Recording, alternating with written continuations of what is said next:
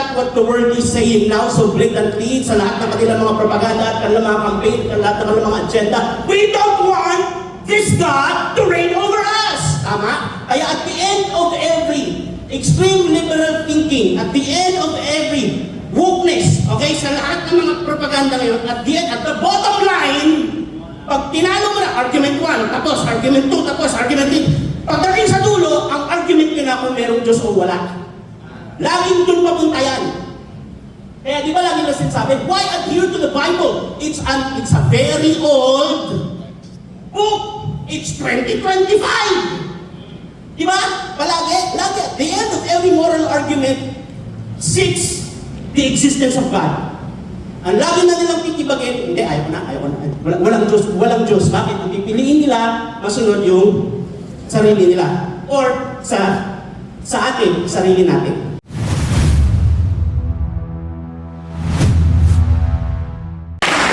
Ito, isa sa mga sobrang interesting na kwento ni Jesus. Tsaka ako po meron akong healthy obsession sa cultural studies. Mahilig ako sa kultura. Kasi pag hindi mo naintindihan yung kultura ng storyteller, hindi mo maintindihan yung story niya. Storyteller si Jesus. Okay? So, start na po tayo. Okay, basahin natin ang Luke chapter, basa niyo ba? Kita niyo ba? Okay. Luke chapter 19 verse 11 to 27. I'm reading from the ESV, sabayan niyo ko. As they heard, reading niyo ako malinaw dyan. Okay lang ba yung bilis ko? Naka-timer kasi ako, nakikita ko 27 minutes lang ako. Okay. As they heard these things, he proceeded to tell a parable because he was near to Jerusalem. Everybody say Jerusalem. Tapos, meron pala dun, okay?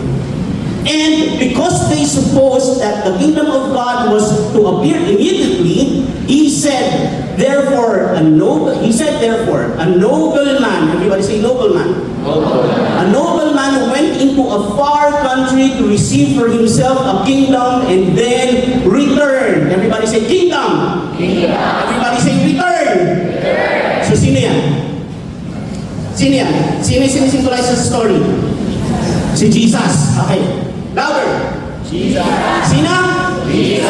Calling 10. Everybody say 10. 10 of his servants. He gave them 10 minas and said to them, engage in business until I come. Everybody say engage. Again. Engage. Sa ibang translation, occupy. Everybody say occupy. Again, occupy or engage until I come. But his citizens hated him.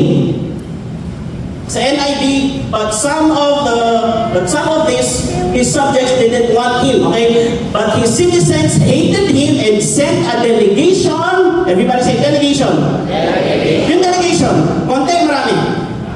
Okay, a delegation after him, saying, we do not want this man to reign over us. Isn't that what the world is saying now so blatantly sa lahat ng kanilang mga propaganda at kanilang mga campaign at lahat ng kanilang mga agenda? We don't want this God to reign over us. Tama? Kaya at the end of every extreme liberal thinking, at the end of every wokeness, okay, sa lahat ng mga propaganda ngayon, at the bottom line, pag tinalo mo na, argument 1, tapos argument 2, tapos argument 3, pagdating sa dulo, ang argument nyo na kung merong Diyos o wala. Laging dun papunta yan. Kaya di ba lagi na sinasabi, why adhere to the Bible? It's a very old book. It's 2025. Di ba? Lagi, at the end of every moral argument sits the existence of God. Ang lagi na nilang titibagin, hindi, ayaw na.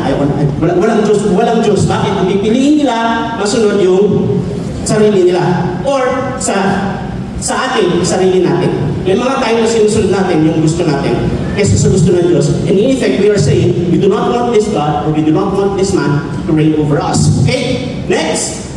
And when he returned, having received the kingdom, he ordered his servants to whom he had given the money to be called to him. When he returned, dumating, king na siya. Okay? Tapos pinatawag niya yung mga servants niya that he might know what they had gained by doing business. And then the first came before him saying, Lord, your mina has made 10 minas more. At yun din ito.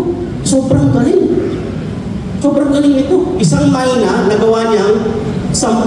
So, ilang percent yung growth nito? 1,000? 900, 1,000% yung growth niya. Grabe. No? Tapos, mga kabataan ha, pag binigyan kayo ng allowance, huwag nang gastusin lahat, inegosyo nyo yung iba. Okay? Lalo yung mga mahilig magpaiyak dyan, mga mahilig magpaiyak, magnegosyo kayo kanyo. Yeah.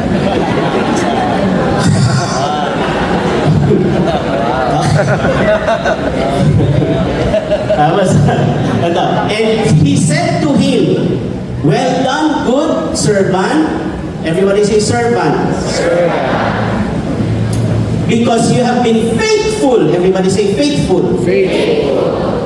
Not handsome, not talented. Faithful. Naalala ko yung sinabi ni Jesus sa invitation niya, Matthew 11:28. Ano sabi niya?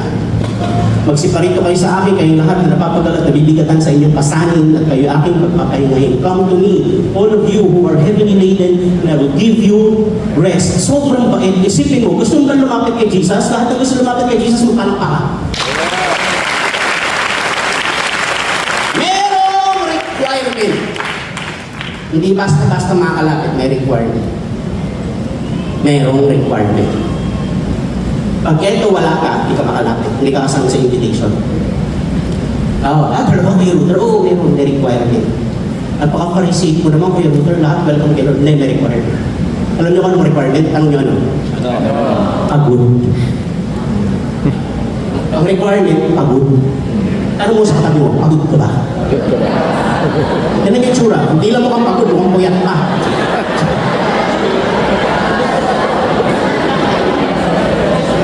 Pagod. Sabihin mo, congratulations, pasok ka. Amen! Hallelujah! Kung sobrang bait ni Lord, naalala ko na sobrang bait ni Lord, buti na lang. Alam mo kung bakit sinabi niya makapagod, ang in-invite niya, sabi niya kay, all of you, kayong lahat in-invite ko. Hindi lahat lumalapit, pero lahat in-invite ko. Kayo maniwala kami sabi, hindi lahat mahal ng Diyos, lahat mahal ng Diyos. Okay? Lahat in-invite.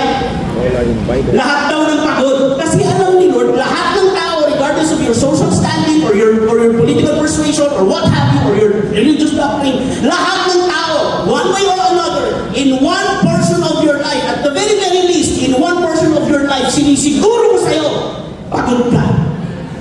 Tama? Yung iba hindi pagod sa ministry, pagod sa family. Yung iba hindi pagod sa family, pagod sa trabaho. Naintindihan nyo?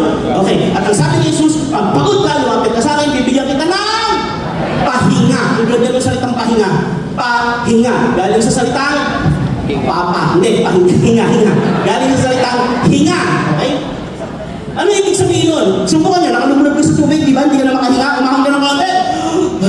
Yun ang pahinga. Hindi nyo?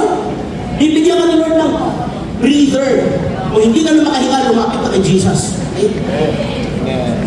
Buti na lang, sobrang bait ni Lord. Buti na lang sinabi niya, kayo lahat ng mga pagod lumapit sa akin. Buti na lang hindi niya sinabi, kayo lahat ng mga tangkat, lumapit kayo sa akin! Patay, pupunta ako ng Pierno sa akin.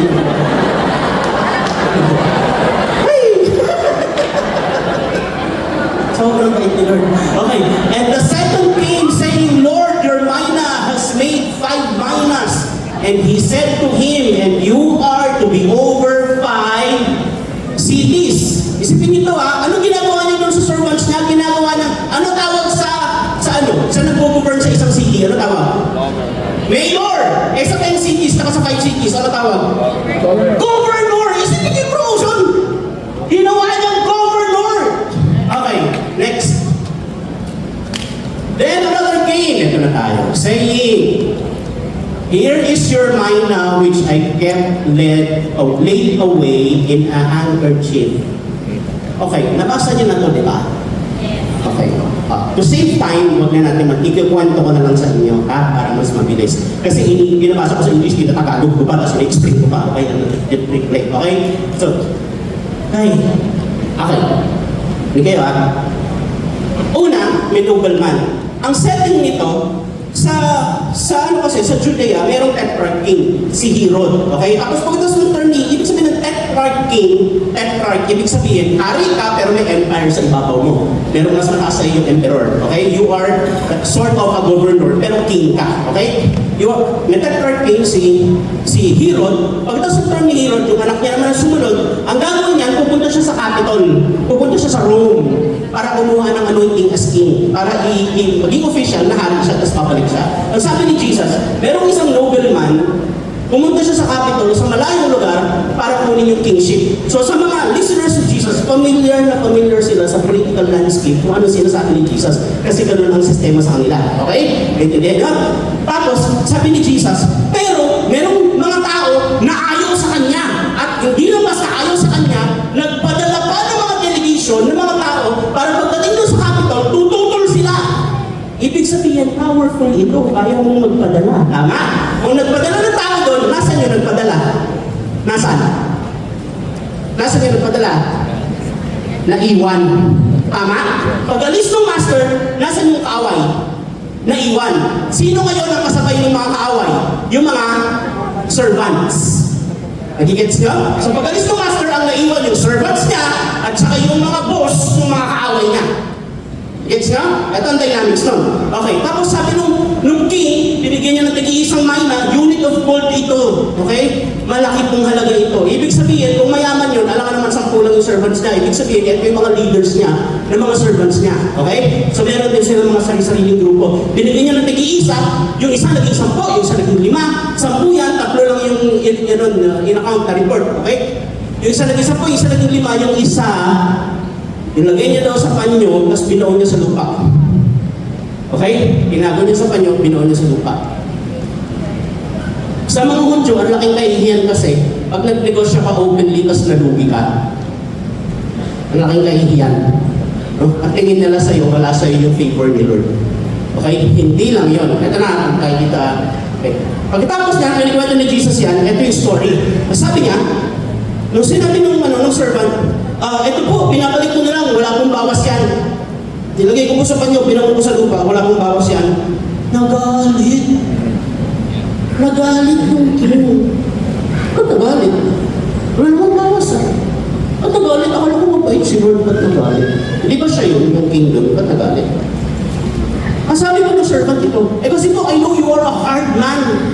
Malupit po kayong amo, malupit kayong tao, inaanin ninyo, hindi ninyo tinanim. Kaya po, natakot kasi ako kasi malupit kayo. Natakot siya kasi malupit daw yung hari. Bakit yung dalawa hindi natakot?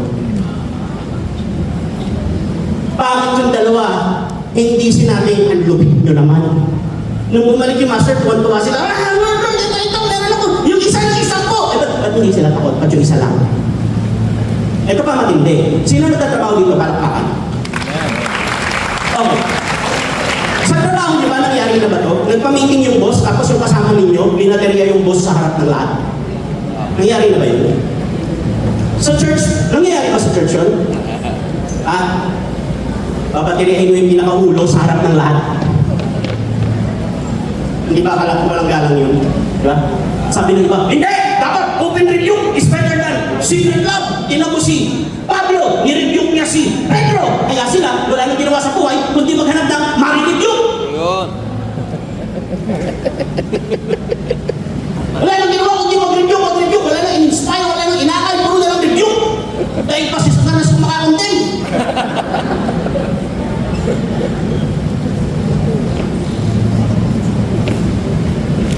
Sabi ko tama.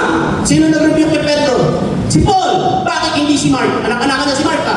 Bakit hindi si Mark? Araw-araw niya kasama si Mark ka. Alam niyo kung bakit? Because the right to rebuke is earned. Hindi ka pwede basta-basta lang rebuke. Wala ka nang kinalaman sa buhay ng tao. Wala ka nang ambag. Rebuke ka na rebuke. Ang magre-rebuke sa kanya, leader niya. Naintindihan niyo? Alam naman ka-achieve na lang mapalaan dito. Pastor, ano yung tulo niyo? Sige, ikaw na. Ikaw mag-explain. Hindi pwedeng ganun. Intindihan niya? Okay. Isipin niyo to. Sa harap ng lahat ng servant, nareklamo niya yung hari. Hindi ko po ginawa yan kasi kayo, masama kayong amo. Pinahiyan niya yung hari sa harap ng lahat. Ito sabi ng hari, yun naman pala tingin mo sa akin, ba't hindi mo manunod din-deposit sa kamang ko para kahit content yung tubo? Ano ibig sabihin? Yung pala tingin mo sa akin, bakit yung buhay mo hindi umayon dun sa tingin mo sa akin? Maraming mga tao, actually, yung buhay nila, yung naging result ng buhay nila kasi nag-aagano kasi sa tingin nila sa Diyos. Kaya tingnan nyo, lagi na lang ang sisi sa Diyos. Magwawadwan pag nagkasakit, kung talagang may Diyos. Bakit si Lord ba tumagay sa'yo? Si Lord ba tumagay? Si hinulog mo yung atay mo, tapos sisisihin mo, Diyos. Puyat ka ng puyat sa maling tao.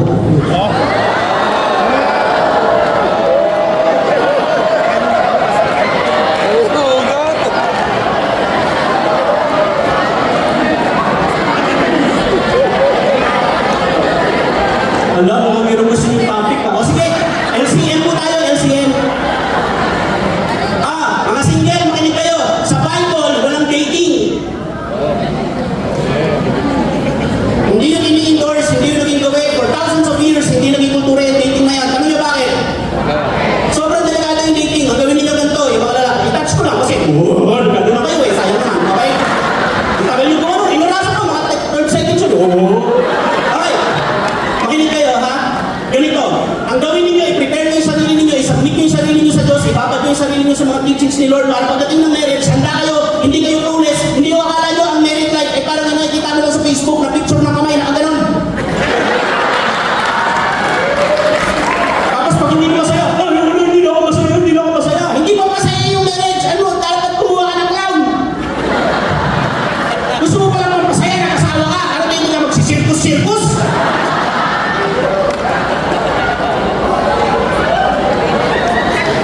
Huwag kayo maghanap ng inilig. Huwag kayo humingi sa Lord na inilig. Humingi kayo ng mapapangasawa. Wala pa kayong pangasawa. Huwag kayo mag-take.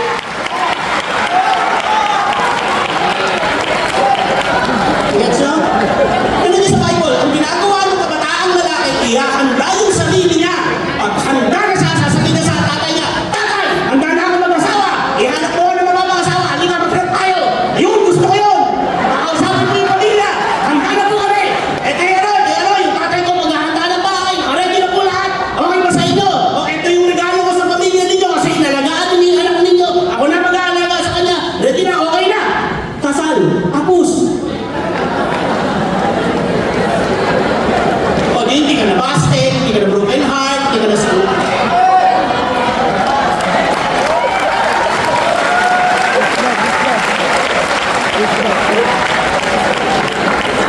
Okay. Tuloy natin ito. Parang biling-biling kayo na. Pastor, magpa-conference na tayo bukas. Okay. Tapos ito, sabi ni Lord, kunin nyo nga sa kanya yung yung isang ayna, ibigay niyo dun sa may sampo. Lord, may sampo na siya eh. Bakit kukunin? Kasi yung meron, bibigyan pa siya. Yung wala, kahit yung nag-iisang nasa kanya, kukunin. Ano ibig sabihin? Yung nag-iisang nasa iyo dahil hindi mo pinahalagahan, ibibigay dun sa nagpapahalaga. Okay? Tapos sabi ni Lord dito, ihagis niyo sa labas. Ngayon kayo ihagis niyo sa labas, taan may nangangalit ng ngipin. Sa madilim sa labas. Mukha ba blessing niyo, ihagis niyo. Tapos sabi niya, tapos yung mga ayaw maging hari ako, dalhin sa harap ko. Ayan, basahin ko But as for these enemies of mine, who did not want me to reign over them, bring them here, and slaughter them before me. Sa tenga po ng mga Middle Eastern, hindi yan alien concept. Okay? Hindi yan alien concept. Lumaban ka ng harapan sa hari, natalo ka. Lumaban sila hanggang Rome eh. Nagpadala sa television, natalo ka ngayon, putas kayong lahat. Tama? Hindi yan alien concept. Ayaw ngayon sumunod. Diba? Meron akong friend na lawyer, brilliant lawyer. Sabi niya sa akin, Pastor, help me with this. Catholic siya. Nakikinig ako ng mass ng gospel reading and I could not wrap my head around this. Akala ko ba si Jesus ay love and forgiveness and grace and mercy? What happened to this text makes sense of this. Kaya marami po sa atin, sa amin, mga natuturo, iniiwasan namin ito kasi mahirap talaga ito i-confront. Until I encountered deeper sa cultural studies. Kasi punta ka maintindihan, punta ka sa mga Hudyo. Ano nangyari dito? Ito sabi ni Dr. Kenneth Bailey, an authority in cultural studies of the Gospels. Wala na siya nakilord na. Pero this man walks the talk. 40 years po siyang professor emeritus sa Jerusalem, sa Egypt.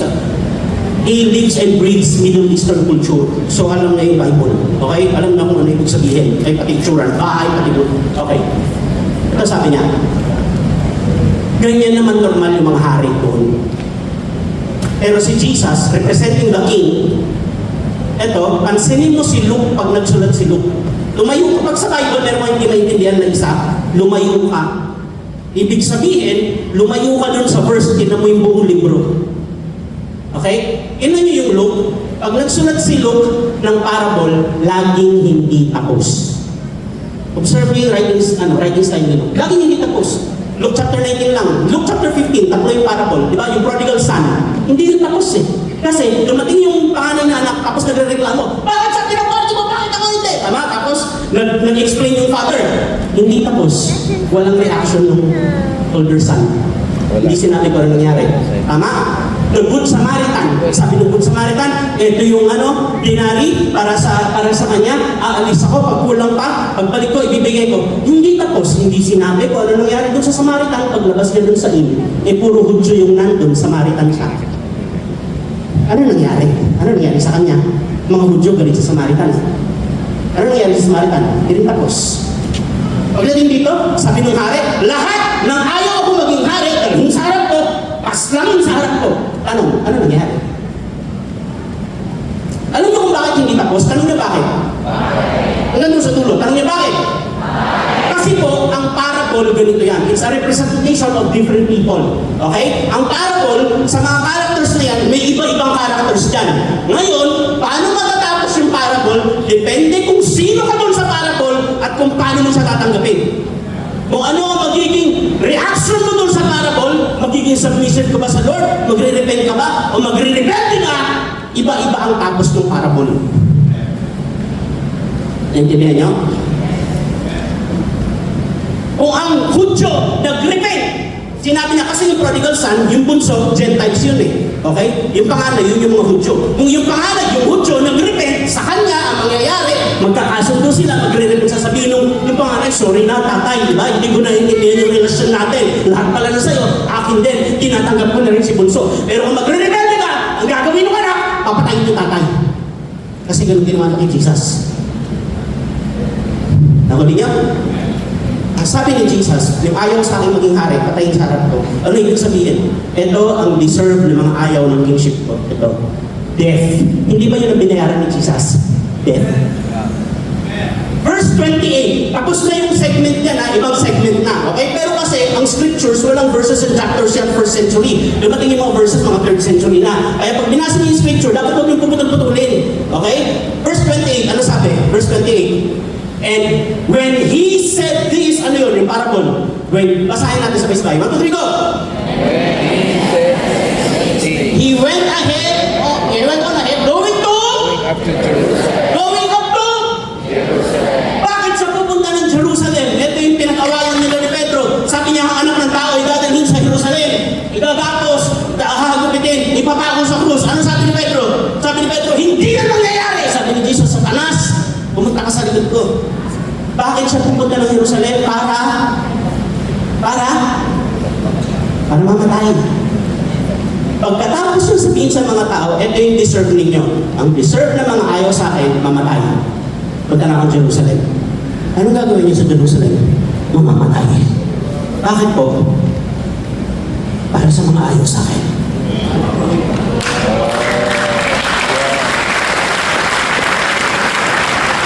Luke chapter 23. Hindi dyan yung sa totoong buhay, yung parable sa totoong buhay, ito nangyari. Luke chapter 19, 20, 21, 22, 23. 4 chapters later, Luke chapter 23, verse 46. Ano sabi? Then Jesus, repeat after me. Then Jesus, calling out with a loud voice said, Father, in your hands I commit my spirit. And having said this, he breathed his last. Sabi niya, yung mga ayaw sa akin, dapat sa inyo, mamatay. Pupunta ako ng Jerusalem, mamamatay ako. Para sa mga ayaw sa akin. Para kahit yung mga ayaw sa akin, pwedeng lumapit. Amen. For when the Son is lifted up from the earth, I will draw all men unto me. Si Jesus lang po, pinapako na siya. Yung mismo nagpapako, pinapag-pray niya, Father, patawarin mo!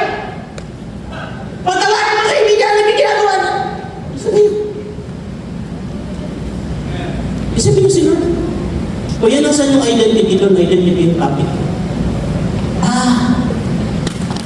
Ito. Bakit nagalit si Lord? Nakagalit niya. Akala kasi nung iba tungkol sa income to. Hindi ito tungkol sa income, hindi naman kailangan ng pera. Alam niyo kung tungkol to sa taas, kung tungkol to saan? Anong saan? Sa identity. Tungkol to sa loyalty, tungkol to sa allegiance, tungkol to sa representation. Kaya sabi niya, occupy until I come. Engage on my behalf. Ibig sabihin, lahat ng gagawin mo, parang ako ang gumawa. Kaya kung may gusto akong gawin, ikaw ang gumawa. Ito yung resources, gawin mo. Kung may gustong yakapin si Jesus, ikaw ang yayakap. Kung may gusto kailangan makinig, kailangan nyo makikinig, ikaw makikinig. May nagugutom, gusto pakainin ni Jesus, ikaw ang magpapakain. May hindi makapag-aral, kaya ng resources ninyo, binigyan ka ni Jesus ng resources, gusto nyo pag-aralin, ikaw ang magpapaaral. Anong ginawa nung isa? Pinaon niya sa lupa yung resources na binigay sa kanya ng king niya, tapos sabi niya, hindi ko kayo kilala eh. Sa pagkakalala ko, mali identity niyo sa mata ko eh. Ano sabi ng king? Ano ibig sabihin nun? Sabi niya, ba't hindi kahit sa bangko, di mo dinala? Ano ibig sabihin nun? Etong isa lang naging 10. Natatandaan niyo yung parable of the shrewd manager? Natatandaan niyo yun? Masagot din yun, parable of the shrewd manager. Pag dumarating yung mga business owners at tinitingnan nila, hindi mo na yung income, yung ledger of transactions. Makikita mo doon, mas malaking income, mas marami siyang kinausap na tao. Gamit yung pangalan ng amo niya. Naintindihan niya? Naintindihan niya ba? Ngayon, yung isa lang, naging 10. Tuwang-tuwa siya, ginawa niya governor. Bakit? Ang daming transactions nun. Habang wala siya, etong isa active na active. Oh, kay Jesus po ako! Ano meron dyan? Paano kayo matutulungan? Ano namin kayo mamahalin? Kay Jesus kami! Yung isa, kasi ang naiwan na mga kalaban, nag-play safe siya. So, pag andun siya sa loob ng kingdom, doon siya sa hari. Pag nasa labas siya, nakabaon yung identity niya. Kaya hindi yung resources ang binaon niya yung identity niya. Kaya sabi ng boss niya, yung hari, kahit sa bangko, di mo nilagay, ano ibig sabihin? Kahit sa bangko, walang nakaalam kung kanino kang tao. Nung wala ako, walang nakakaalam na tao kita. Kahit sa bangko, hindi mo sinabi na tao kita. Kasi lalabas tayo dito eh. In-explain na sa atin kung sino tayo. Ito ang tanong. Anong ginagawa mo kung sino ka? Anong ginagawa mo sa identity mo? Ibabaon mo ba sa lupa? O isasabog mo yung liwanag ni Jesus sa school, sa BPO, sa workplace, sa family, sa community, para pagdating ni Lord sasabihin mo, Lord, yung isa naging 10 kasi hindi kita kinahiya. Paano hindi ka nakakahiya? Kahit yung mga ayaw sa'yo, handa ka mamatay para sa kanila. How can you not be proud of this king and not represent him? Amen? Nahuli niyo, nakuha niyo, malinaw. Sabihin mo sa katabi mo, kay Jesus tayo. Huwag mong itatago. Kay Jesus tayo. Dito sa loob, dun sa labas, sa Facebook, sa Instagram, sa TikTok, sa trabaho, sa school, sa bahay. Kay Jesus tayo. Hallelujah. Hallelujah tayo lahat.